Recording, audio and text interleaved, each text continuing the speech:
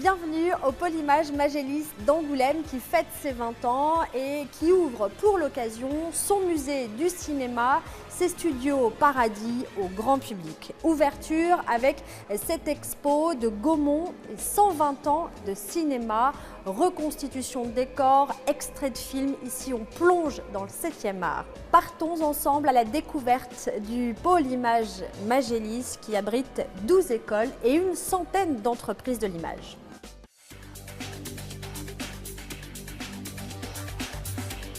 Angoulême est le second centre de production d'images animées en France après Paris. Magélis est une structure publique où une trentaine de studios sont implantés le long de la Charente. C'est de Magélis que sont sorties toutes ces belles histoires. À Magélis, il y a aussi le campus. Il accueille 1200 étudiants et plus de 1000 professionnels de l'audiovisuel. Tout ce petit monde apprend, travaille l'image dans tout ce qu'elle a d'artistique, donc d'émotionnel, de technique et bien sûr de technologique. C'est dans ces anciens chais que cohabitent notamment le musée du cinéma qui vient d'ouvrir ses portes et le Tumulte, une cuve toilée avec des capteurs au plafond, lesquels nous permettent d'interagir avec l'image. Disney avait eu l'idée il y a plusieurs années, mais n'avait pas réussi la conception. Il faut toucher, ouais, parfait, et c'est là où vous apportez l'énergie à ce monde, ruban monde, qui est laissé là par des extraterrestres, on ne sait pas trop qui, et on est en train de découvrir. Donc tout est dans le style BD, avec les couleurs exagérées, avec un grain de papier en arrière-plan. Ce n'est pas fait qu'en volume. Donc là, il y a toute une création de la Terre qui se démarre avec un terraforming. D'ailleurs, il y a un petit dinosaure enterré, puisque ça, c'est un des prochains sujets qu'on veut traiter, les dinosaures d'Anjac. Et là, même chose, il faut activer le satellite pour maintenant apporter la vie. Parfait. Donc là, on apporte l'eau. Il y a des différentes utilisations. Il y a une utilisation qui est ici purement, on va dire, muséographique, qui a comme objectif de marier quelque chose qui existait de longtemps, date, la bande dessinée, mais de l'apporter dans une autre dimension, dans un autre volume, et pouvoir interagir. Mais on peut bien évidemment aussi, et c'est sur lequel on travaille, s'imaginer des environnements, par exemple dans le corps humain, et redécouvrir cette beauté, cette complexité de notre corps. Et donc avec les mains, interagir, comprendre comment, par exemple, une cellule devient une cellule cancéreuse et comment est-ce qu'on peut la soigner. Là, c'est vraiment aussi votre expérience, hein, c'est qu'elle est collaborative, on l'a fait ensemble. Et c'est ce qui change de la réalité virtuelle classique. Effectivement, on a toujours, même beaucoup disaient déjà être inquiets de l'enfermement que pouvait créer cette expérience. Et effectivement, la contrainte du casque, du masque plus précisément de réalité virtuelle, dans laquelle j'ai deux petits écrans qui sont directement devant les yeux, c'est que d'une part, je suis totalement isolé. Et ça, c'est très bien quand je suis à la maison, mais c'est quand même pas du tout agréable quand je vais dans un musée, quand je travaille dans un labo ou quand je m'entraîne avec des collègues. Le principe, c'est qu'on est quand même une espèce qui agisse, qui grandit et qui apprend en collectif, à plusieurs. On est quand même un animal grégaire. Et donc, c'est pas toujours très pratique, cette forme d'isolement. Il y a d'ailleurs des aspects très pratiques aussi qui rendent le tumulte plus intéressant. Quand on parle aujourd'hui de salles de cinéma ou de salles de réalité virtuelle, l'emplacement qu'un utilisateur de réalité virtuelle, qui peut quand même cogiter ses mains, qui peut attraper, etc., il est souvent 1,5, 2 mètres carrés qu'il a au minimum besoin. Nous, l'avantage, bien sûr, du tumulte, il a une certaine taille, il a besoin d'une certaine surface, mais une fois que cette surface est disponible, vous pouvez à nouveau mettre ici, il fait 7,60 m de diamètre, on peut accueillir 32 personnes, et on vit collectivement cette expérience. Est-ce qu'on va demain avoir, alors là il y a l'interaction, mais est-ce que vous pensez que dans les salles de cinéma, bientôt, le grand public pourra vivre ce genre d'expérience ? Oui, parce que, comme l'a dit très justement le premier réalisateur d'un film en 360 et en relief, quand il est venu voir son contenu qu'on avait testé ici au mai dernier, il m'a dit, mais attends, c'est la réalité virtuelle au cinéma. Parce qu'effectivement, on redécouvre le charme du cinéma. Pourquoi est-ce qu'on va au cinéma? Parce qu'on est plusieurs, parce qu'on vit ensemble, parce qu'il y a un grand écran et que ce n'est pas juste le petit écran. Et ça, c'est quelque chose de formidable. La technologie de la réalité virtuelle intéresse-t-elle vraiment le cinéma? Il s'intéresse énormément à la réalité virtuelle. Aujourd'hui, il y a encore des problèmes techniques qui font qu'on ne peut pas... je ne voudrais pas rentrer dans un domaine qui n'est pas le mien et que je ne connais pas très bien, mais je crois que notre cerveau ne peut pas aujourd'hui encaisser 1h30 de réalité virtuelle. Néanmoins, c'est évidemment quelque chose qui nous intéresse. Il y a eu une expérience magnifique à Cannes du film d'Inarritu qui est le premier à se servir de la réalité virtuelle pour nous amener justement vers le sensoriel et l'émotionnel. Donc oui, nous on la regarde de près. Pour le moment, elle n'est pas encore adaptable et le modèle économique est compliqué. Mais il est difficile à penser qu'on ne va pas y arriver un jour. Alors après, est-ce qu'elle sera adaptable à tous les cinémas? Je ne suis pas sûre. J'ai entendu dire, alors nous ne le faisons pas chez Gaumont, mais que le cinéma pornographique s'y intéressait. On voit bien pourquoi. Et effectivement, probablement qu'ils seront eux les premiers à faire le pas. On n'est pas passé au cinéma pornographique encore chez Gaumont, mais oui, on s'y intéresse de près, évidemment.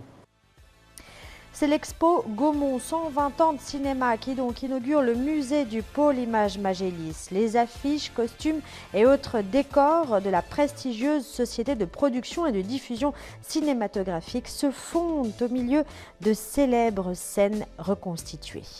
Le plus de cette exposition, c'est qu'elle est ce qu'on a envie qu'elle soit, c'est-à-dire qu'elle s'adapte. L'histoire est tellement riche qu'on la raconte par le biais qui nous intéresse. Mais en plus, on a voulu vraiment s'adapter au lieu. Alors, ce qui nous importe, d'abord, c'est qu'elle soit, d'une part, familiale et ludique.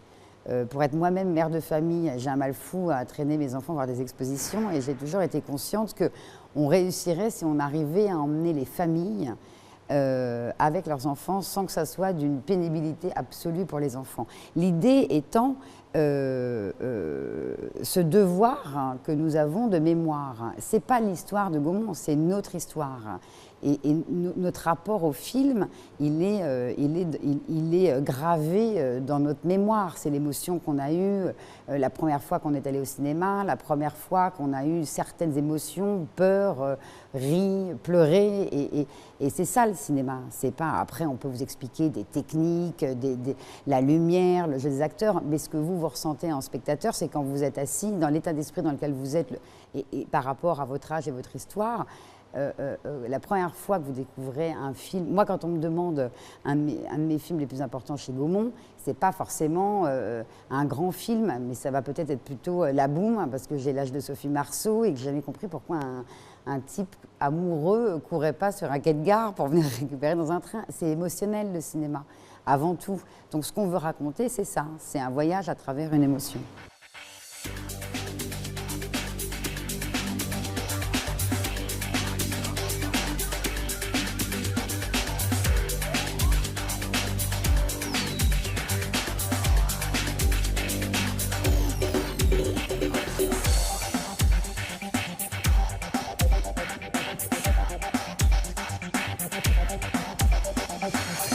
La force de Magélis, les collaborations, les rencontres, l'interaction.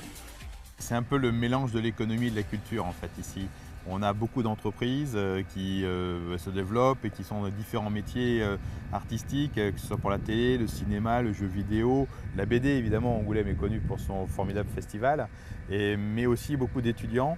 Et c'est ce mélange entre les études, entre les talents qu'il y a dans les entreprises qui fait qu'on a une vraie activité artistique très très forte ici. On a beaucoup de collectifs d'auteurs de BD aussi et il se passe plein de choses. Il y a toujours quelque chose d'artistique et de développé sur le territoire d'Angoulême. C'est ça, vous parlez de mélange, mais on peut aussi parler de contraste, puisqu'il y a comme ces bâtiments, là, ce bâtiment qui est derrière nous, oui. Et qui est ancien, mais à l'intérieur, c'est de la grande technologie. C'est de la grande technologie, c'est effectivement un ancien bâtiment, c'est une ancienne maternité. Et donc aujourd'hui, on y fait accoucher des talents de demain qui sont les étudiants de l'école de l'EMCA. Voilà. Et on sent ce mouvement, toute cette innovation. Le cinéma aujourd'hui, il porte ça aussi, cette nouvelle technologie. Oui, les nouvelles technologies, c'est le fer de lance. Quand on est dans ce domaine-là de l'image, elle évolue en permanence. Vous ne pouvez pas passer à côté des innovations technologiques. Donc nos entreprises sont toujours à l'affût de ce qui se passe. Et on parle de nouvelles technologies en permanence, de nouveaux logiciels, et qui impliquent d'ailleurs toujours ce lien avec la formation, que le personnel doit être formé en permanence pour s'adapter à ces nouvelles technologies. Alors voilà, ça, vous avez 12 écoles, dont 3 dédiées à l'animation, Oui, parce qu'il manque en France et ailleurs de main-d'œuvre dans ce secteur. oui, c'est un manque cruel. En fait, il y a eu plusieurs règles, plusieurs lois qui ont changé, qui ont permis de rapatrier la fabrication de l'animation en France, qui n'était pas toujours le cas. Et donc, beaucoup de producteurs ont profité de ces outils mis en place, outils financiers mis en place, pour rapatrier leur activité et leur fabrication en France. En même temps, on est allé chercher des tournages et des fabrications d'animation étrangères. Et donc, l'ensemble de tout ça a fait qu'il y a une vraie tension aujourd'hui sur l'emploi. Et donc, nous, à Magélis, on fait en sorte de tout faire pour faciliter le recrutement dans nos propres studios, même si la problématique est nationale. François Bellanguet, vous êtes directeur, le fondateur d'Objectif 3D, une école qui existe déjà à Montpellier depuis pas loin de 20 ans. Et vous allez donc lancer votre école ici à Angoulême, au pôle Magélis. Vous ferez partie de ces 3 écoles du pôle à proposer une formation en animation. Aujourd'hui, là, ce qu'on m'a dit, c'est qu'on manquait de main-d'œuvre dans ce secteur d'activité. Oui, tout à fait. Plus spécifiquement, vraiment, pour chaque domaine, mais en 3D, parce que nous sommes spécialisés sur la 3D. Il manque énormément de compétences dans les studios qui ont un mal fou à recruter. Comment vous l'expliquez ça ?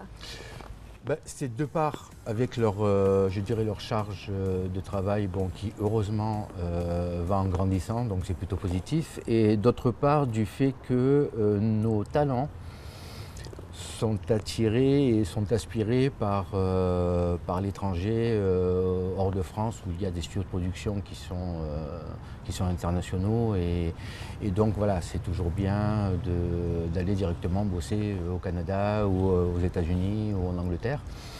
De fait, ils nous enlèvent un petit peu une partie de nos forces vives en la matière. Donc ça vient aussi de ça. Quel métier vont-ils exercer, vos étudiants ? Alors, ils vont travailler dans la 3D. Dans la 3D même, il y a une multitude de métiers, puisque après, ça se passe en spécialisation. Si vous voulez, un infographiste 3D c'est très, très, très générique. C'est comme si vous disiez, je travaille dans le bâtiment. Voilà, il faut une spécificité derrière.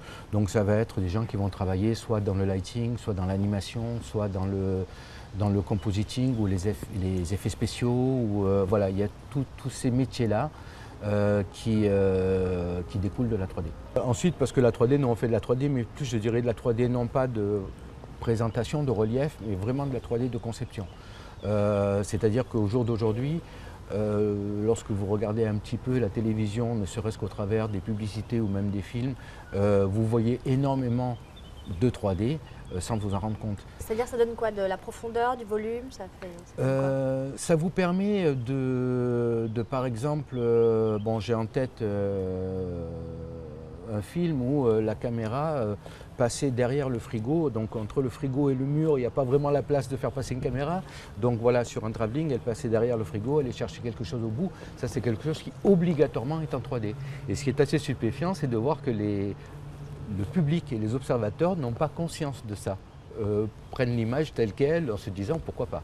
L'intérêt pour vous aujourd'hui de venir vous installer ici au pôle Magélis à Angoulême, c'est cette proximité avec les entreprises? Tout à fait. Moi, l'intérêt, c'est de prendre des jeunes qui ont la motivation pour faire ça, qui ont vraiment envie de faire ça, et de les prendre en disant, voilà, au final, il y a telle et telle boîte de production qui sont en recherche, va postuler là.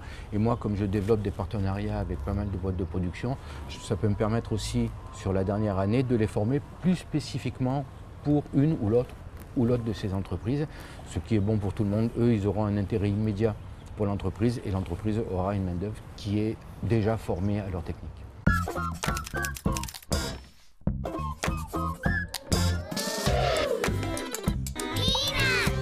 Avec le bon vieux Charlie Brown.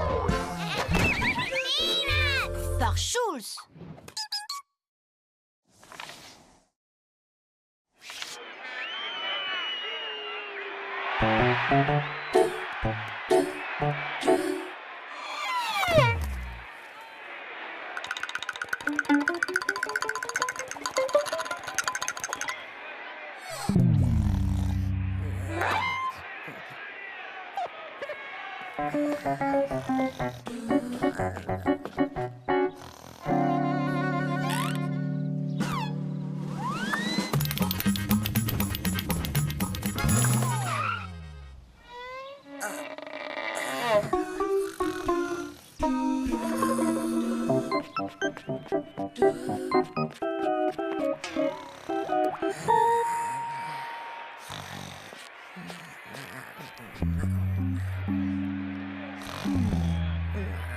Je fais comment pour voir le match, moi, avec ton stupide museau sur l'écran?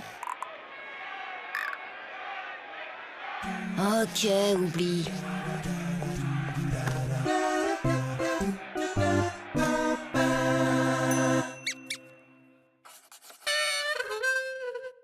Barbapapa, Snoopy, Oscar et O, tous sortent de ce studio.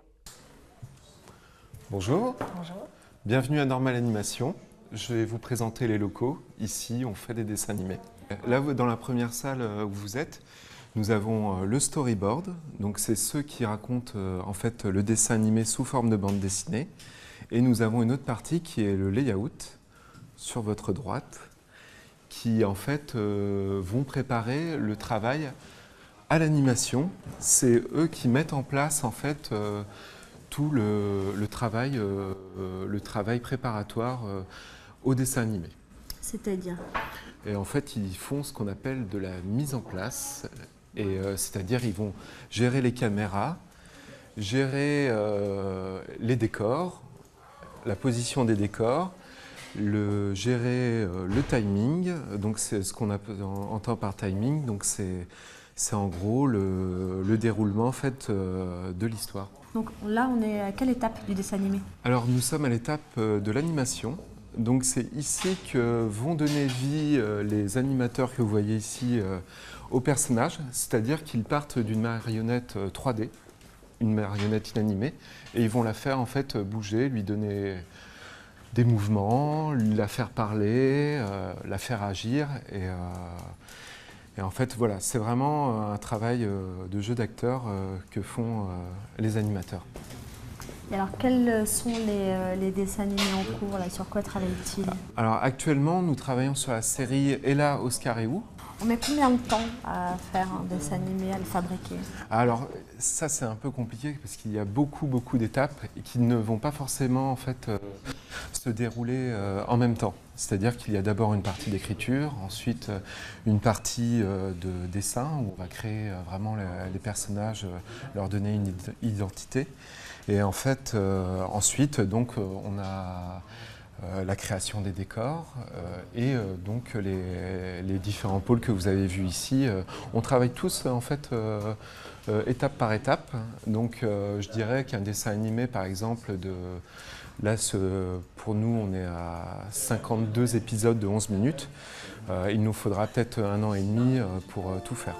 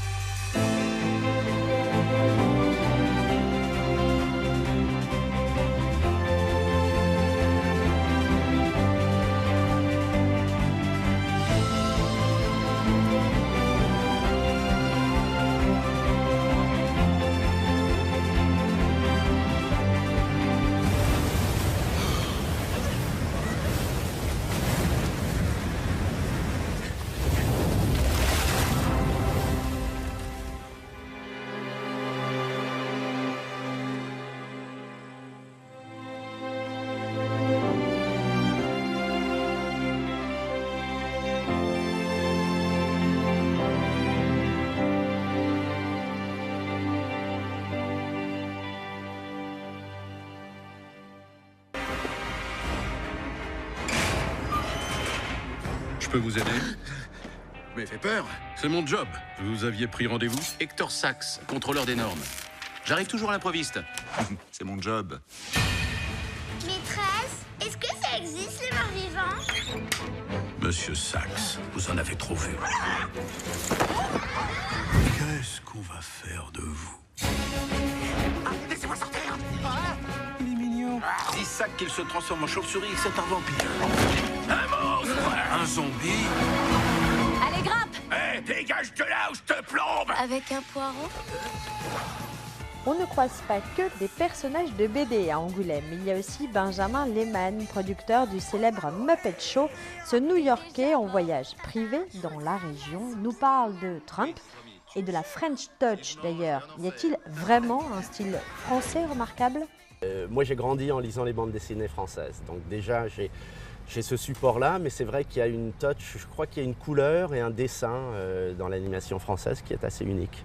Est-ce que c'est en développement? Vous constatez des changements ces dernières années, notamment liés aux nouvelles technologies? Le plus grand changement, franchement, c'est qu'on peut bosser en virtuel. Donc on peut bosser avec un studio en France, avec un studio au Canada, avec un studio en Corée du Sud, comme vous voulez. Et donc il y a une facilité, on n'est plus obligé d'être tous dans la même pièce, dans le même studio, à bosser ensemble. Donc on fait, nous en particulier, beaucoup de projets comme ça, de façon virtuelle, et ça change énormément la façon dont on travaille. Alors quand vous parlez d'échange, je crois savoir que financièrement, faire de la production en France, c'est pas toujours évident, ça n'est pas toujours facilité. Vous avez un point de vue là-dessus? Oui, tout à fait. Bon, les subventions, c'est génial. Aux États-Unis, on n'a pas ces supports pour les artistes, pour les films d'animation, pour les films tout court. Donc il y a un côté intéressant, mais en même temps, il faut trouver la bonne formule. C'est-à-dire que ce n'est pas forcément aujourd'hui très intéressant de venir tourner en France totalement, c'est-à-dire tout un projet, mener un projet de A à Z ici, vous seriez prêt à le faire? Prêt à le faire s'il y avait les situations financières particulières qui nous inviteraient à faire ça, oui, bien sûr. Parce que la fiscalité ici, là. Voilà, exactement. C'est de trouver. Bon, les artistes, les animateurs, etc., il y a tout ce qu'il faut. Maintenant, c'est trouver le cadre financier approprié. Okay. Quels sont vos projets, vous, là, aux États-Unis? Moi, donc, je suis producteur exécutif de Sesame Street. On fait 35 émissions de 30 minutes. Sur les thématiques globales, là, en ce moment, vous êtes sur... vous êtes Trumpisé, vous aussi ou... Complètement Trumpisé. Donc, en fait, on est assez fiers parce que nous, notre sujet thématique en ce moment, c'est d'apprécier les autres cultures. Donc, c'était par hasard parce que, bon, on a un développement de 18 mois pour arriver avant d'être à l'antenne. Ça prend beaucoup de boulot pour le développement, les scénaristes, etc. Donc on avait lancé ça bien avant l'élection de M. Trump, mais on trouve qu'on est là au bon moment parce que bon, c'est important d'apprécier les autres, même ceux qui ne sont pas comme nous. Vous vous sentez en danger dans votre secteur d'activité? C'est-à-dire que nous, à la base, on a PBS, si vous savez, c'est la chaîne publique américaine. Donc eux se sentent vraiment menacés parce que les soutiens financiers pour les chaînes publiques sont en doute. Nous, on a de la chance parce qu'on est entre le privé et le public, donc on ne se sent pas de façon personnelle menacé, mais de façon globale pour le business, c'est terrible. Ouais. Oba, oba, hop. Zigzag, hop, quand il s'amène, imprévisible, toujours le même. Oba, oba, c'est sa tactique, son zoo, sa marque de fabrique.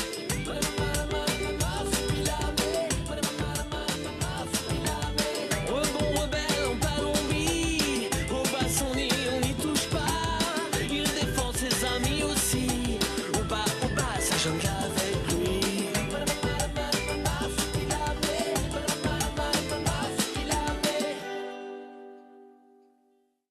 Et voici le chantier de la sinistre société des Vortes. Voyez-vous des gratte-ciel géants, des néons partout et une autoroute à 8 voies? Non, heureusement. Depuis le premier jour, la société des Vortes se heurte à un ennemi coriace et inattendu. La forêt elle-même, jour après jour, année après année. La jungle résiste aux millions de Félicia des Vortes. Musée, expériences futuristes, dessins animés, effets spéciaux, ici, tout donne envie de découvrir de nouvelles histoires, de rencontrer de nouveaux personnages. À tous, de très belles séances de cinéma.